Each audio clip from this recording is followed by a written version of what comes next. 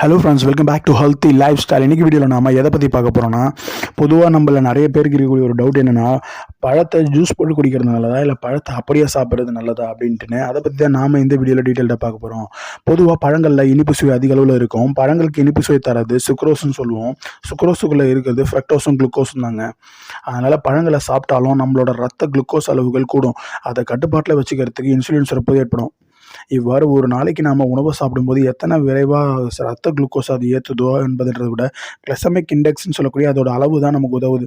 இனிப்பு சுவை குறைவாக இருக்கக்கூடிய பழங்களுக்கு கிளைசமிக் இண்டெக்ஸ் குறைவான அளவில் இருக்கும். கொய்யாக்காய், எலுமிச்சை, தேங்காய், நெல்லிக்காய், வெள்ளரிக்காய் இது மாதிரி சொல்லலாம்.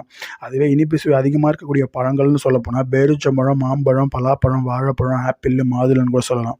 அதுலேயும் பழத்தை சாராக்கி பருகும்போது கிளைசமிக் இண்டெக்ஸோட அளவு இன்னும் அதிகமாகும். அதனால் ஒருத்தர் நாட்டு சர்க்கரையோ இல்லை சர்க்கரையோ சேர்க்காம பழச்சாறு குடிச்சிட்டு வந்தாருன்னா அவருக்கு நீரிழப்பு ஏற்படக்கூடிய வாய்ப்பு அதிகரிக்குது.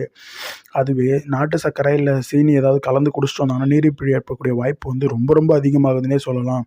பழங்களை பழச்சாறா அடிக்கடி பருகிறது நன்மை இல்லை. அதுவே நீங்கள் சீனி, அதாவது சர்க்கரை, நாட்டு சர்க்கரை, தேனி ஏதாவது கலந்து சாப்பிட்றீங்கன்னா இது மூலிமா உடல் பிரச்சனைகள் வர வாய்ப்பு இருக்குது.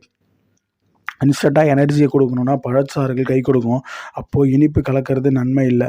நீரிழிவு நோய், அப்புறம் உடல் பருமன், பிசிஓடி, அப்புறம் ரத்த கொதிப்பு இருக்கிறவங்க இனிப்பு சுவை கொண்ட பழங்களை தவிர்க்கிறதே ரொம்ப நல்லது. அப்படியும் நீங்கள் பிடிச்ச பழங்களை மட்டும் எப்போயாச்சும் தேவைப்படும் போது சாப்பிட்டுக்கோங்க. இவங்களுக்கு பழங்களில் இருக்கக்கூடிய சத்துக்கள் எல்லாமே கிடைக்கும், காய்கறிகளையும் கிடைக்கும். அதனால் ரத்த சர்க்கரையோட அளவு அதிகரிக்கும்.